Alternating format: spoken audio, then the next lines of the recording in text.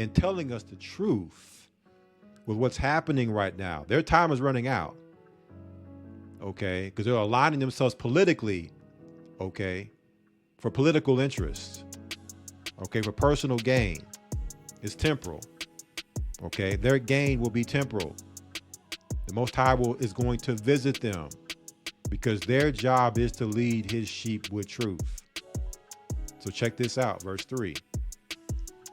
And I will gather the remnant of my flock out of all countries, letting us know it, linking us back to Zechariah chapter 2 earlier. Let's go there. Hold that.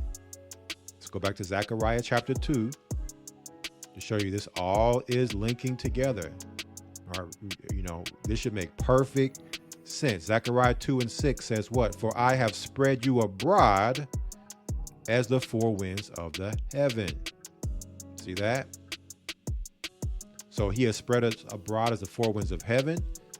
And it says here, he will gather the remnant of his flock out of all the countries whither he has driven them. So he's driven us to the four corners of the earth, and he's going to gather us a remnant, a small amount, that remnant that we just read about in Jeremiah chapter 50, right? The children of Israel and the house of Judah, the children of Judah, that will come together, right, and ask the way to Zion, coming out of the land of the north, okay, as well as the other countries we've been taken into captivity into, right? All the countries under the sun we are in as captives, oppressed. Check this out.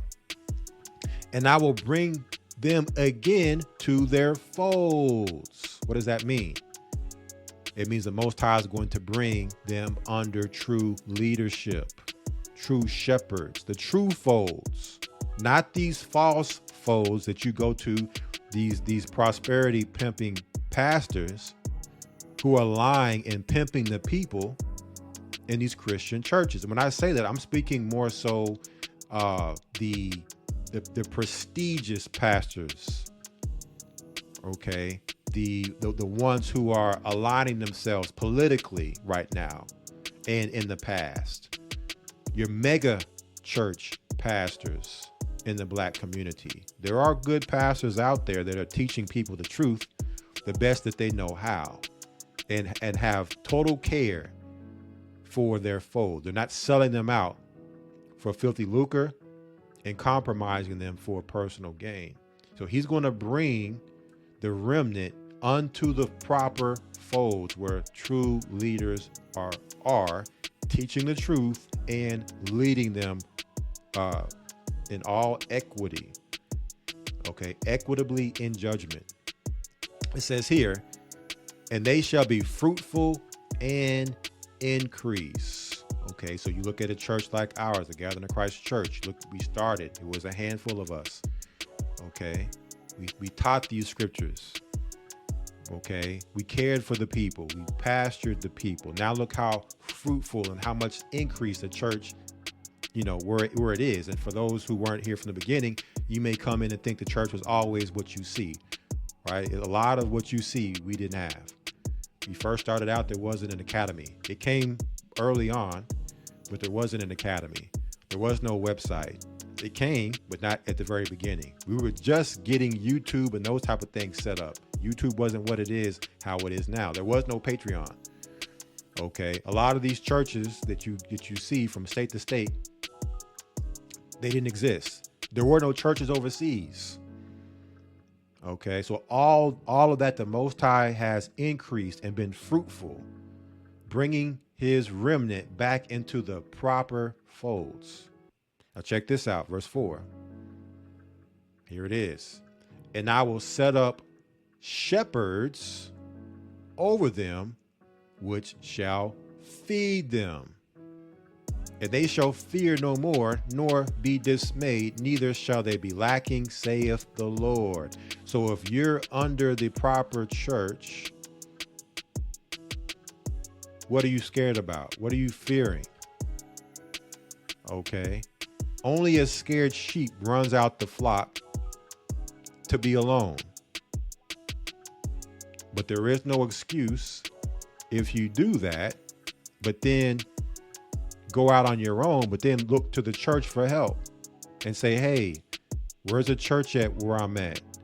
I need some money. I'm in prison. Help me.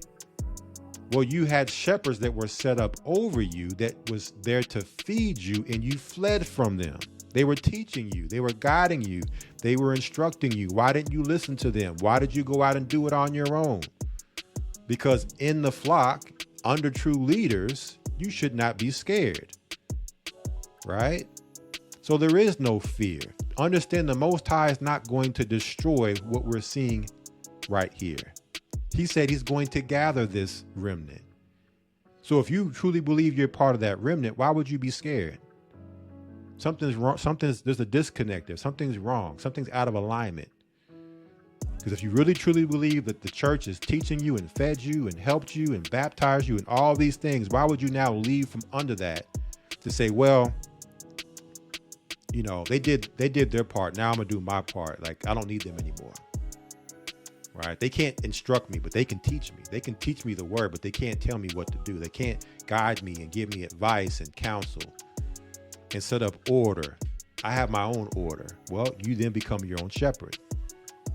Okay. And then, and again, we no longer have authority over you. And that's your choice for those that want to do that. But understand what the scriptures are telling us right here. They shall fear no more, nor be dismayed, because now you have guidance. You have proper counsel. You have pastors now that are telling you the truth, right? That are teaching you not to sin. You should see starting to see some fruitful increase in your life now. Neither shall they be lacking, saith the Lord. So when you're in the flock, and this is the condition, whatever's happening in America and around the world, that's outside the flock. The Most High is going to protect the flock the same way he protected Lot, and Lot got out. Okay, the same way he protected the others that were righteous and got out. Daniel in the lion's den, Shadrach, Meshach, and Abednego, who were thrown in the fire. Right? Abraham thrown in the fire. Moses up against the Red Sea, and he split the Red Sea. The Most High is not finna destroy the righteous. Okay, so only the wicked flee when no man pursueth. Right? And if unless there's somebody who's looking to come kick down your door and snatch you up, right? Or your house is on fire, or there's a hurricane and tornado coming and you got to get out of there. Like, those are situations where, yeah, you're fleeing from serious danger. But when you see prophecy and signs happening, Christ said this is the beginning of sorrow.